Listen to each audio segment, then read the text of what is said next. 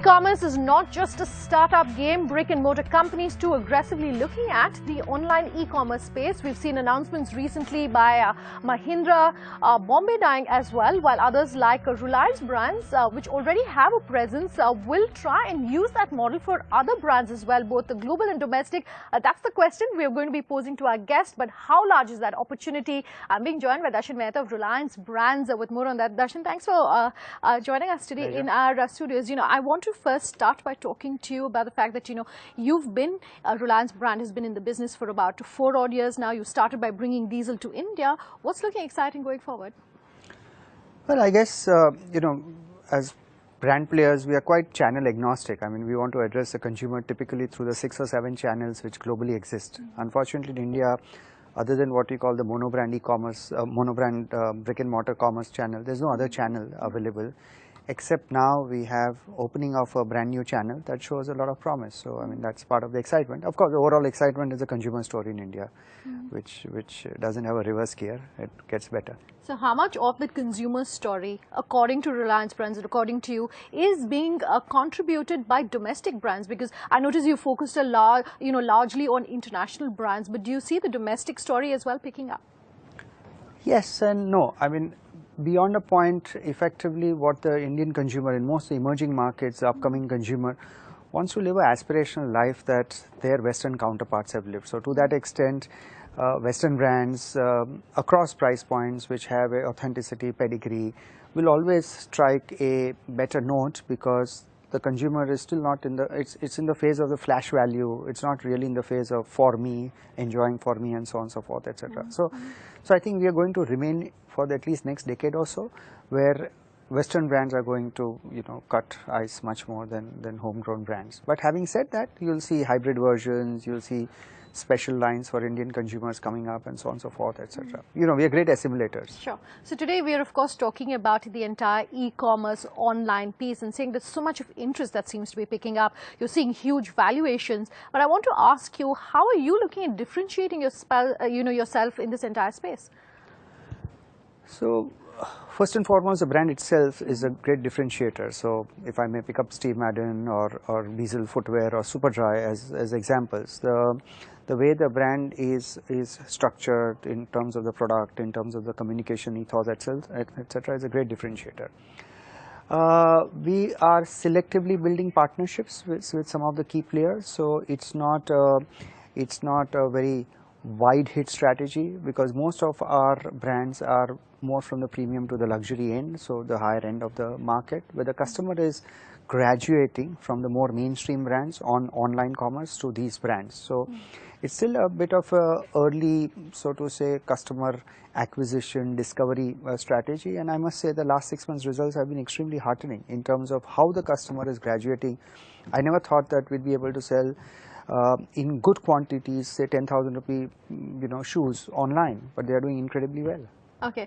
I was asking Kunal this, as far as FDI and e-commerce goes, there's been no clarity and it doesn't seem that it could happen anytime soon despite what you're seeing in terms of news reports. As someone who plays in that space, what are your comments on that?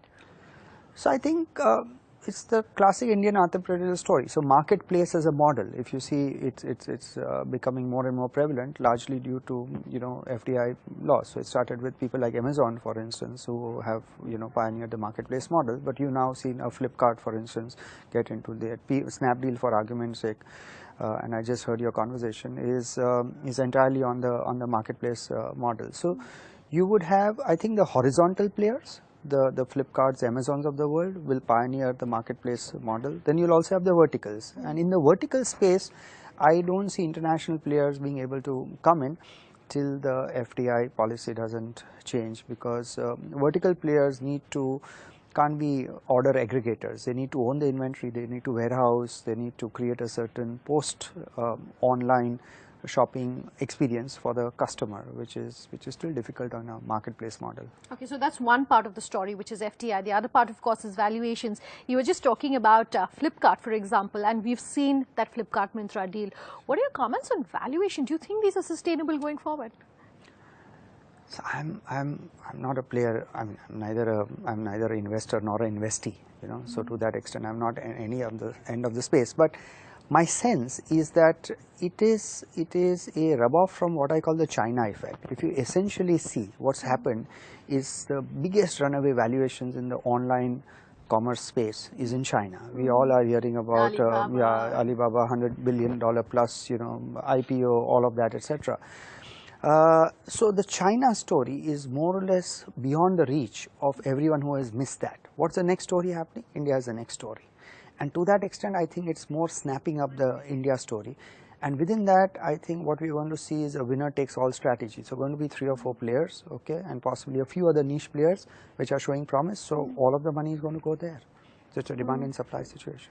Okay, when you are talking about, more of these brands, what's the sort of strategy you would look at doing? Would it be, a joint venture, a licensing agreement, and would you want to consolidate everything under one brand? I mean, is that even possible with some of the international brands that you work with?